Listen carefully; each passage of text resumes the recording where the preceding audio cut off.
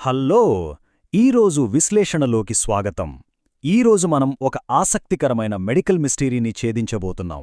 అదేంటంటే, రక్తంలో చక్కెర స్థాయిలు పెరగడానికి దాగి ఉన్న ఆ అసలు కారణం ఏంటి? మనం ఎన్నో ఆరోగ్య పద్ధతులు పాటిస్తాం, తీవ్రంగా ప్రయత్నిస్తాం. కాని అప్పుడప్పుడు అవి ఎందుకు ఫెయిలవుతాయి? పదండి, ఈరోజు ఈ టాపిక్ని లోతుగా విశ్లేషిద్దాం. సెక్షన్ 1. రక్తంలో చక్కెర స్థాయిలు పెరగడానికి దాగి ఉన్న కారణం. అసలు ఈ బ్లడ్ షుగర్ లెవెల్స్ మొండిగా ఎందుకు తయారవుతాయి, ఎంతకీ ఎందుకు తగ్గవు అనే దర్యాప్తులో మొదటి దశను ఇప్పుడు చూద్దాం. ఇది చాలామందికి వచ్చే పెద్ద సందేహం కదా. షుగర్ ఎందుకు తగ్గడం లేదు? చూడండి, మనం పక్కాగా డైట్ ఫాలో అవుతాం, క్యాలరీలు లెక్కపెట్టుకుని మరీ తింటాం, ప్రతిరోజు 10,000 అడుగులు తప్పకుండా నడుస్తాం. అయినా సరే ఈ బ్లడ్ షుగర్ కంట్రోల్లోకి రాదు. అబ్బా, ఎంత ఫ్రస్ట్రేషన్ వస్తుందో కదా అప్పుడు. అన్ని నియమాలు తూచా తప్పకుండా పాటిస్తున్నాం గదా, మరెక్కడ తప్పు జరుగుతోంది అనిపించడం చాలా సహజం. సరిగ్గా ఇక్కడే మనం ఒక పెద్ద విషయాన్ని మిస్ అవుతున్నాం. రోజూ మనం దేని ట్రాక్ చేస్తాం? కేవలం తీసుకునే ఆహారాన్ని, చేసే వ్యాయామాన్ని మాత్రమే. కాని మనల్ని ఆరోగ్యంగా ఉంచడంలో సరైన నిద్ర చూపే ఆ భారీ ప్రభావాన్ని పూర్తిగా గాలికొదిలేస్తాం. నిజం చెప్పాలంటే, మనం ఎంత కఠినమైన డైట్ చేసినా సరే, ఆ డైట్ మన శరీరానికి వంటపట్టాలంటే నిద్ర ఎంతో అవసరం. ఇదే మనం పదే పదే మిస్ అయ్యే అతిపెద్ద బ్లైండ్ స్పాట్. సెక్షన్ 2. నిద్ర ఒక హార్మోనల్ రీసెట్. అసలు మనం నిద్రపోతున్నప్పుడు ఆ మంచుమీద గడిపే సమయంలో మన శరీరంలో జరిగే ఆ అద్భుతమేంటో ఇప్పుడు చూద్దాం.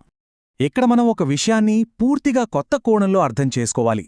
నిద్ర అంటే అలసిపోయి కదలకుండా రెస్ట్ తీసుకోవడం మాత్రమే కాదు. కళ్ళు మూసుకోగానే మన శరీరంలో ఒక పెద్ద ప్రాసెస్ మొదలవుతుంది. రోజంతా జరిగిన ఒత్తిడిని సరిచేస్తూ హార్మోనులను బ్యాలెన్స్ చేసే ఒక అద్భుతమైన రీసెట్ ప్రక్రియ ఇది. సింపుల్గా చెప్పాలంటే, మన కంప్యూటర్ గానీ ఫోన్ గానీ హ్యాంగ్ అయినప్పుడు రీస్టార్ట్ చేస్తాం కదా, మన శరీరానికి నిద్ర కూడా అచ్చం అలాంటిదే. అసలు పాయింట్ ఏంటంటే, రక్తంలో చక్కెరను కంట్రోల్ చేసే ఇన్సులిన్ అనే ముఖ్యమైన హార్మోన్ ప్రతి రాత్రి జరిగే ఈ బయోలాజికల్ బ్యాలెన్సింగ్ పైనే పూర్తిగా ఆధారపడి ఉంటుంది. ఒకవేళ మనకు సరైన నిద్ర లేదనుకోండి, మరుసటి రోజు ఈ ఇన్సులిన్ సరిగ్గా స్పందించదు. దాన్నే ఇన్సులిన్ రెసిస్టెన్స్ అంటారు.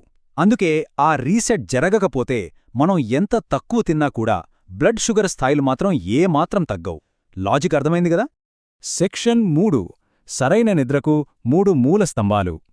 డాక్టర్ గారి సలహా ప్రకారం సమర్థవంతమైన నిద్రకు కావలసిన ఆ 3 రూల్సేంటో ఒక పద్ధతిలో ఇప్పుడు చూద్దాం. మన శరీరంలో ఈ హార్మోనల్ రీసెట్ పర్ఫెక్ట్గా జరగాలంటే ఈ 3 రూల్స్ పక్కాగా ఫాలో అవ్వాలి. మొదటిది వ్యవధి, అంటే ఎంతసేపు పడుకుంటున్నాం.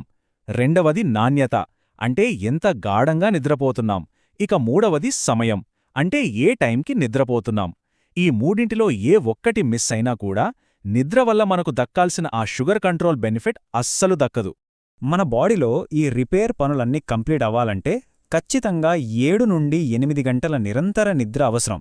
ఇదేదో లగ్జరీనో లేదా టైంపాస్ కోసం చెప్పే ముచ్చటో కాదు సుమా, ఇది మన శరీరానికి కావలసిన కనీస అవసరం. ఎవరైతే ఈ 7 to 8 గంటల నిద్రను లైట్ తీసుకుంటారో వాళ్ళలో హార్మోన్స్ బ్యాలెన్స్ చాలా త్వరగా తప్పుతుంది. కాబట్టి ఈ డ్యూరేషన్ అనేది మస్ట్ అండ్ షుడ్గా ఉండాలి. సెక్షన్ 4. బయాలజికల్ క్లాక్తో అనుసంధానం. కేవలం 8 గంటలు పడుకుంటే సరిపోదా? ఆ నిద్రకు టైమింగ్ ఎందుకు కరెక్ట్గా ఉండాలో ఇప్పుడు తెలుసుకుందాం. ఇది వినడానికి కొంచెం ఆశ్చర్యంగా, కాస్త ఫన్నీగా కూడా అనిపించవచ్చు. చాలామంది ఏమనుకుంటారంటే, నేను రాత్రి 2 గంటలకు పడుకుని పొద్దున 9 గంటలకు లేస్తున్నానండి, నా 8 గంటల కోట పూర్తయింది అని. కాని డాక్టర్గారు ఏమంటున్నారంటే, ఇలా పడుకోవడం వల్ల అక్షరాల ఎలాంటి ప్రయోజనమూ లేదు, జీరో యూజ్. ఎందుకంటే మన బాడీలోని బయోలాజికల్ క్లాక్ ఉదయం సూర్యోదయంతో పాటే నిద్ర లేవడానికి ప్రోగ్రామ్ చేయబడి ఉంటుంది. నేచర్కి అగెనెస్ట్గా వెళ్తే ఈ హార్మోనల్ రీసెట్ అనేది అస్సలు జరగనే జరగదు.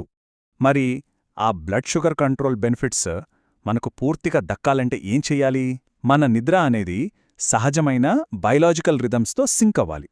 అందుకే ఖచ్చితంగా రాత్రి 10 గంటలకి లేదా మహా అయితే 11 గంటల లోపు నిద్రలోకి జారుకోవాలి. అప్పుడే మన బాడీలో ఆ స్లీప్ హార్మోన్ అయిన మెలటోనిన్ బాగా ఉత్పత్తి అవుతుంది. ఆ కరెక్ట్ టైంకి పడుకుంటేనే డీప్ స్లీప్ వస్తుంది. మన ఇన్సులిన్ పనితీరు కూడా సూపర్గా మెరుగుపడుతుంది. అయితే ఇంత అద్భుతమైన గాఢ నిద్ర మనకు పట్టాలంటే ఒకే ఒక్క సింపుల్ అండ్ పవర్ఫుల్ ట్రిక్ ఉందండి. అదేంటంటే, పడుకునే ముందు మొబైల్ ఫోన్ని పక్కన పెట్టేయడం. ఇంకా క్లియర్గా చెప్పాలంటే, ఆ ఫోన్ని మన బెడ్రూంలో కాకుండా బయట హాల్లో వదిలేసి రావడం. నమ్మండి, దీనివల్ల మీ స్లీప్ క్వాలిటీ అద్భుతంగా పెరుగుతుంది. ఈ ఒక్క చిన్న మార్పు చాలు బ్లడ్ షుగర్ని కంట్రోల్ చేయడంలో ఒక పెను మార్పు తీసుకురావడానికి. సో ఈ విశ్లేషణను ముగించే ముందు ఒక్కసారి ఆలోచించండి. ఆరోగ్యం కోసం మనం ఎన్నో కఠినమైన డైట్లను ఫాలో అవుతాం, ఎంతో కష్టపడతాం. కానీ కేవలం పడుకునే ముందు మన పక్కనే ఉండే ఈ స్మార్ట్ఫోన్ అనే ఒక చిన్న అలవాటు సైలెంట్గా మన ప్రయత్నాలన్నింటినీ దెబ్బతీస్తోందా? మీ బ్లడ్ షుగర్ వెనుక ఉన్న ఆ అస్సలు శత్రువు మీకు తెలియకుండానే మీ చేతిలోనే ఉందా? దీనిపైన ఖచ్చితంగా ఆలోచించండి, అవసరమైన మార్పులు చేసుకోండి. మరిన్ని ఆసక్తికరమైన విషయాలతో మళ్ళీ కలుద్దాం.